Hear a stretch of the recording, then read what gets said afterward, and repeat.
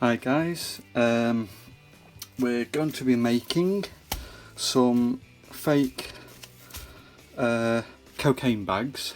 This is for use with our American police car that we have for some of the event stuff we do. We've made some fake American dollars, and we've also made some fake cannabis pouches which should be able to be seen in some of our earlier videos. I'm going to show you how to make these. We were going to make them kilogram bags, but because kilogram bags can be quite big and heavy to take, especially if we're using them for events, for shows and that, we thought we'd do them half kilogram. It also means that we can have double the amount for the show that we need. So, and you can see that they are quite fairly big. I've got quite large hands, so I'll show you how to make these. First, you're going to need some sort of flour. It's the closest thing that we can find colour-wise for cocaine. As I stated earlier, we're going to be making half a kilogram bags, which is 500 grams. These are actually 1.5 kilograms, so we can actually make 3 out of these. Normally flour comes in 1 kilogram. However, if you're fortunate like we are, 1.5, you should be able to get 3 out of it. So you need flour to start. You'll need some sort of cling film. We've just gone for some as many meters as possible, as wide as possible. We'll explain why we use that shortly. And to make life easier, we bought some of these metal containers. You only really need one. We got 6 just in case any got damaged. These are around about 500 grams when completely filled. You'll also need a pair of weighing scales. We use the electric ones because it's easier. So to start off, you have one of your metal trays on. You don't turn them on yet because obviously you want to weigh the powder, not the actual item and the plastic that's going on that you're using. You then want to cut around about 1 metre worth of cling film and fold it in half so you've got double the length. You then want to place one long ways, so which is sideways to the tub, and press it down inside. It doesn't matter if it's completely even, you want it slightly over the edge because obviously you don't want it pouring out when you take it out. And then you get your second one, and this one you place over the middle and you push that in as well. What you're doing there is you're having 4 layers immediately to work with, which will hold it in place for when you put the powder in. This is where you now want to turn your weighing scales on, which typically for me the battery looks like it's packed. However, because I've done this quite a few times already, I know where the rough flour level wants to be. So you open up your flour. We've got some huge serving spoons. These are about right for what you need, and all you do is you just fill it up from the corners along the bottom. Just make sure that you're pushing it down into the corners as well, because you want it as compact and tight, well, as tightly compact together as possible. There are some machines you can get within the food industry trade, from what I understand, which I heard about, which can actually suck the powder down, and that will actually make it really compact. Now if you're doing that, you could probably do a kilogram bag, but even though ours is fairly compact, you still will have a little bit of play. I mean, fortunately with this one that we made earlier, you've got a little bit of play in it, but it's solid enough. I mean, you can bat it around and it's not going to split because we've used plenty, which I'll again show you in a bit. So what I've done now is I've pushed it into the corners, and the top of the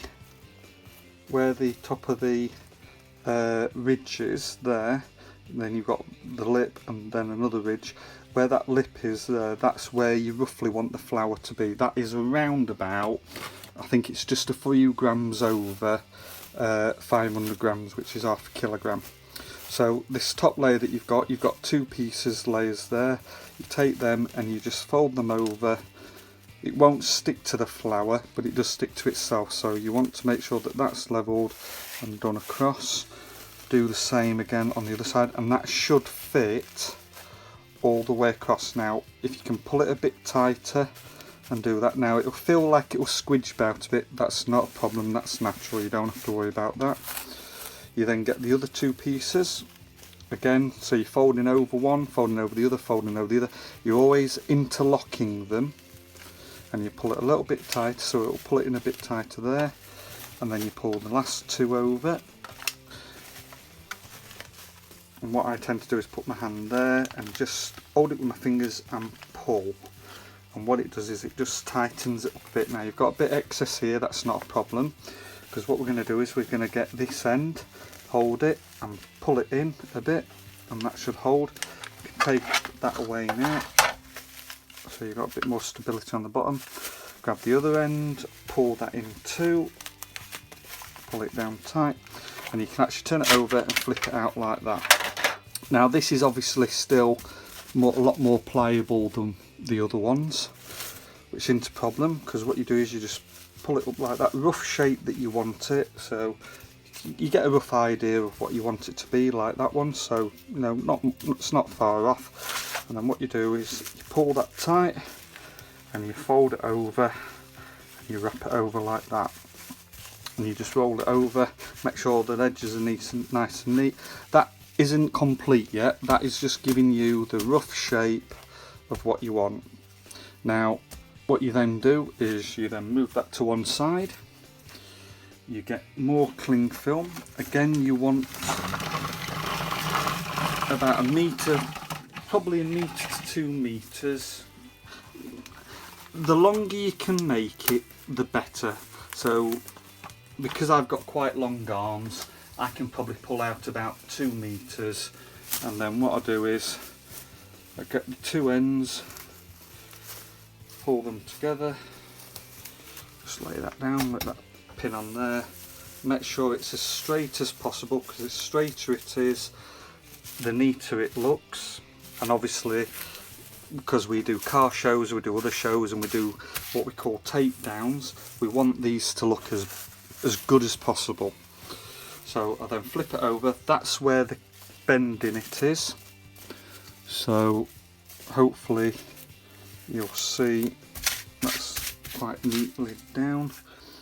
Then get it again, because we folded these pieces over here, you put that down first, so that's going to be the bit that's sealed in from the other side. You can then pull this up and over, and that holds it. Don't worry about these side bits for now, because I'll show you another bit in a minute for them. And then what we do is we lift this bit and we're going to try and pull it as taut as we can, because the more taut we get it, the neater it looks. So as you got it taut, you roll it, and as you roll it, you push it in with your thumb, so it sort of folds in a little bit on itself, so it makes it tighter. The whole point of this is to make it nice and tight. The tighter it is, the better it will look on your end product. Now that's only 2 rows. As you can see, that's starting to look what we want. So, and you can feel that that's tighter as well. So you keep doing that. Once you realise that that's getting tighter, you don't have to tuck it in with your finger. Just make sure these edges, because you want it nice and neat as possible. Roll again, and then you just roll it across with your hands. That make sure that there's no air in it, that it's all stuck together naturally, which is what it does. Just push the ends down, straighten them up, fold it over, and then they go back on themselves. Now we could leave it at that, however I think it could do with one more going round that way. That means that it's just a little bit more safer on the ends and the corners, and then we've got 2. So I'll move that out the way again. This time I'll only make it around about 1 metre, maybe 1.5 meters in length, and then you fold it in half again, so that metre becomes 1/2 metre.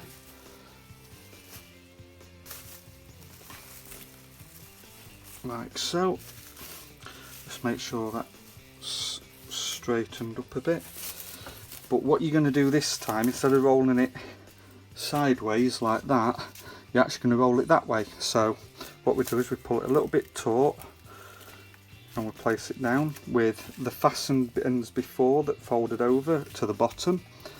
That folds up and over. That makes sure that it's tight, and it's something when we try and pull it taut, it keeps it taut. Pull that up.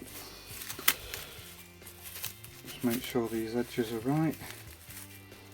It can be a bit fiddly. We've done this quite a few times now, and I used to work in theatre in props, so you learn pretty much how to do different things and that, and a lot of it is knowledge. 95% of what you do is knowledge. The other 5% is actually doing the work. So if you know how to do it right, then you'll do it right. So as you see there, I've made sure that's right. I push that down. You've got that nice crisp edge there, which is what we're after. You flatten that end down, just make sure there's no air stuck in it. And then what we do is we pull it a little bit, you push that down there to make sure you've got that crisp clean edge again. And then what you do is you lift that up. And as you lift it up, you just pull it a little bit tighter. Make sure there's no trapped air. That goes over, and you've got a lovely crisp edge. Fold that there. This you do the same the other side, just making sure there's no air trapped. Because if you've got air trapped, that means that it can pop, and then you've got flour all over, and the last thing you want is flour all over inside your car or anywhere else. And especially if it's a damp day as well, if you get in the car and it's wet and you know it pops, you then find that you've got wet flour in your car. Not a nice thing to try and clean up. And there you go. You just make sure that it's all well done. You can wrap some tape around it. However, if you wrap it like I've done it, you shouldn't need to use tape. And then you've got 2. Now you probably can guess with this that that one is slightly bigger than that. Reason being is obviously the weighing scales. I would have been slightly off with it. It doesn't matter. The reason main being is you're going to get different sizes. Even when you weigh them, you will get slight measurements. That is a bit tighter than that one as well. Not a problem, because when you've got, say, 10 of these all stacked up together, it's the overall look, so you don't have to be spot on. If you're using 1 or 2, then it's not too bad, because when you hold them like that, you're not really going to notice in the hands the difference it shows. So that's 2 down. Obviously with these bags I can make 3, and we've got quite a few of these. We've actually got 5 bags of these, so that makes what, 5, that's 3, 6, brain's not with it, 3, 6, 9, 12, 15. So we can actually make 15, which is great, because 15 we can make a triangle, a pyramid of them if we put them on a table for show, which is great. So what I'm going to do is I'm going to carry on making these, and what I'll do is I'll show you at the end what they all look like when they're all done. Hi guys, just wanted to show you this. We've not used all the flour. We've actually still got about 3.5 kilograms of flour left, but I just wanted to show you that we've actually made what is it, 4, 5, 6, 7, 8, 9 of them. There you go, that's 9, and we're quite pleased how these turned out. We're going to do the rest tomorrow because it's getting quite late now, but we hope that this has helped. We'll put a link in as well for how to make fake dollars and fake cannabis, and hopefully this is going to be useful to you. thank you for watching, and please like and subscribe to us, and keep watching our videos. Thanks again. This is Captain signing off.